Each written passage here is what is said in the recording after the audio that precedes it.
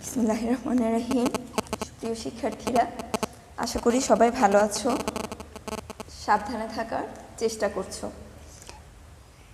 তো তোমাদেরকে গত ক্লাসে ম্যাডাম সেই দিন এই মাঠ কবিতাটির কবি জীবনানন্দ দাশ সম্পর্কে কিছু তথ্য দিয়েছি। আশা করি তোমরা সেগুলো পড়ে নিয়েছো। আজকে আমরা সেই দিন এই মাঠ কবিতাটি আবৃত্তি করব এবং এর মূল ভাবটা জানবো। এর পরবর্তীতে তোমাদেরকে কিছু প্রশ্ন দিয়ে দিব, তোমরা সেগুলো অবশ্যই বাসায় পড়ার চেষ্টা করবা।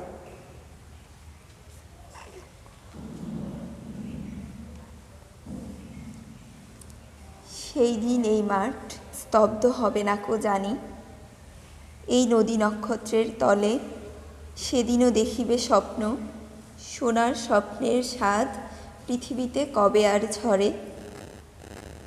আমি চলে যাব বলে চালতা ফুল কি আর ভিজবে না শিশিরের জলে, নরম গন্ধের ঢেউয়ে লক্ষ্মী পেঁচা গান গাবে নাকি তার লক্ষ্মীটির তরে। সোনার স্বপ্নের স্বাদ পৃথিবীতে কবে আর ঝরে। চারিদিকে শান্ত বাতি, ভিজে গন্ধ, মৃদু কলরব, খেয়া নৌকোগুলো এসে লেগেছে চরের খুব কাছে। পৃথিবীর এই সব গল্প বেঁচে রবে চিরকাল, এশিরিয়া ধুলো আজ ব্যাবিলন ছাই হয়ে আছে। তো এই হচ্ছে আমাদের কবিতাটি। এরপর আমরা কবিতাটির মূল ভাব তোমাদেরকে বলবো। তো আশা করি তোমাদের কাছে বইটা আছে, তোমরা অবশ্যই তোমাদের যে পাঠ্য বাংলা বইটা, বাংলা সাহিত্য, সেটা নিয়ে বসবা এবং এর মূল ভাবটা তোমরা মনোযোগ দিয়ে শুনবা। তো সেই দিন এই মাঠ কবিতাটি কবি জীবনানন্দ দাশের রূপসী বাংলা কাব্যগ্রন্থ থেকে নেওয়া হয়েছে, সংগৃহীত হয়েছে। এবং সেই দিন এই মাঠ কবিতাটি রূপসী বাংলা কাব্যগ্রন্থের একেবারে প্রথম কবিতা।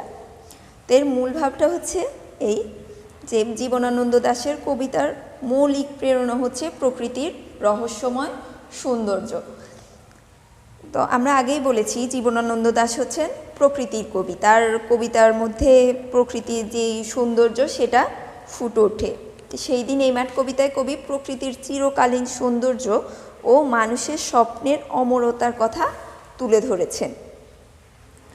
পৃথিবীতে সভ্যতা ক্ষয়প্রাপ্ত হয়, পাশাপাশি আবার বিনির্মিত হতে থাকে, যেমন ক্ষয় হয় আবার এটার নির্মাণ হয়। তো ক্রমবিবর্তনের মধ্যেও প্রকৃতি তার রূপ রস গন্ধ হারিয়ে ফেলে না। তাই তো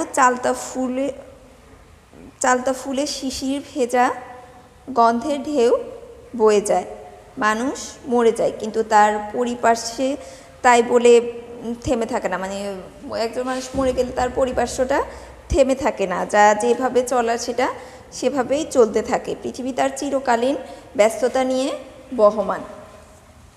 কবি যখন থাকবেন না তখন প্রকৃতি তার অপুরন্ত ঐশ্বর্য নিয়ে মানুষের স্বপ্নসাদকে তৃপ্ত করে যাবে। মাঠের চঞ্চলতা, চালতা ফুল, লক্ষ্মী পেঁচার গান, খেয়া চলাচল কিছুই থেমে যাবে না।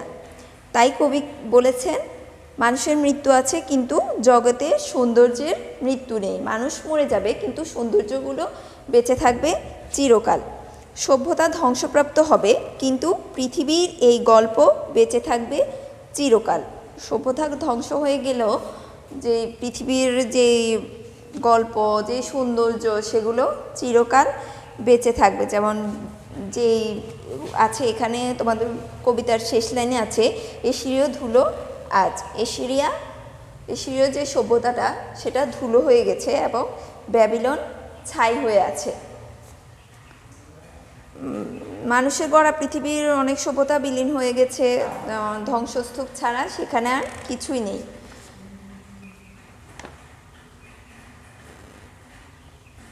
তো এই হচ্ছে তোমাদের যে সেই দিন এই মাঠ কবিতাটা, সেটার মূল বক্তব্যটা হচ্ছে এই। তো আশা করি তোমরা সবাই বুঝতে পেরেছো।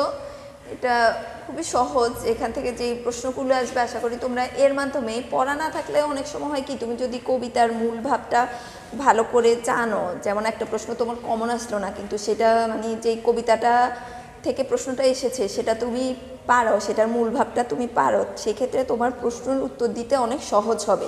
এই জন্যই গাইডের থেকে পাঠ্য বইগুলো আমাদের বেশি উপকারী। আমরা যদি জানতে পারি কোনো কিছুর মূল ভাব সম্পর্কে, কোনো গল্পর মূল ভাব যদি তুমি জানো, তাহলে সেটা তুমি ইজিলি নিজেই সেটা লিখতে পারবে। সেটার জন্য তোমাকে মানে আলাদা করে পড়ে জানতে হবে এরকম কিছু না। সেজন্য তোমাকে কী করতে হবে, কবিতাটা ভালো করে পড়তে হবে, সেটার মূল ভাবটা ভালোভাবে জানতে হবে, কয়েকটা শব্দ অর্থ ভালো করে শিখে নিতে হবে।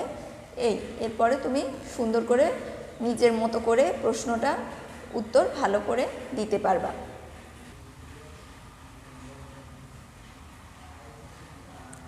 আমি এখন তোমাদেরকে 3টি মূল্যায়ন প্রশ্ন দিচ্ছি, তোমরা এগুলো অবশ্যই লিখে নিবা আর কমেন্টস বক্সেও পারলে জানাবা। আমি পরবর্তী ক্লাসে তোমাদেরকে এর উত্তরগুলো বলে দিব, যদি তোমরা না পারো আর কি। আমি যদি দেখি যে কমেন্টস বক্সে তোমরা সুন্দর করে উত্তরগুলো দিতে পারছো, তাহলে আর বলতে হবে না, কিন্তু তোমরা যদি না পারো তাহলে আমি অবশ্যই পরবর্তী ক্লাসে তোমাদেরকে সেগুলো বলে দিব।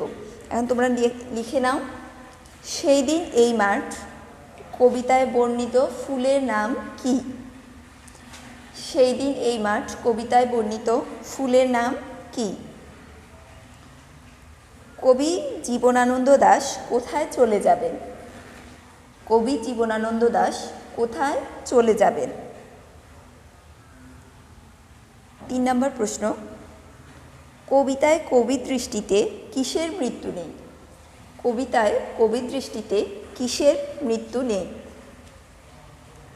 তো এই 3টা প্রশ্ন খুবই ছোট, এই প্রশ্নগুলো তোমরা অবশ্যই উত্তর দেওয়ার চেষ্টা করবা কমেন্টস বক্সে। তারপর আমি তোমাদেরকে একটা প্রশ্ন দিয়ে দিচ্ছি, যে এই প্রশ্নটা তোমরা পড়ে নিবা এবং নোট করে রাখবা। এটা তোমাদের বাড়ির কাজ, মনে করো এটা তোমাদেরকে একটা বাড়ির কাজ দিলাম। সেটা হচ্ছে, খেয়া নৌকায় পারাপারের বিবরণ দাও। খেয়া নৌকায় পারাপারের বিবরণ দাও। এটা আমি আর লিখে দিলাম না, তোমরা লিখে নিবা আর অবশ্যই প্রশ্নগুলো পড়ে নিবা, উত্তর দেওয়ার চেষ্টা করবা। আমাদের আজকের ক্লাসটা এই পর্যন্তই। তোমরা ভালো থাকবা, সাবধানে থাকবা, নিরাপদে থাকবা। তো আল্লাহ হাফেজ।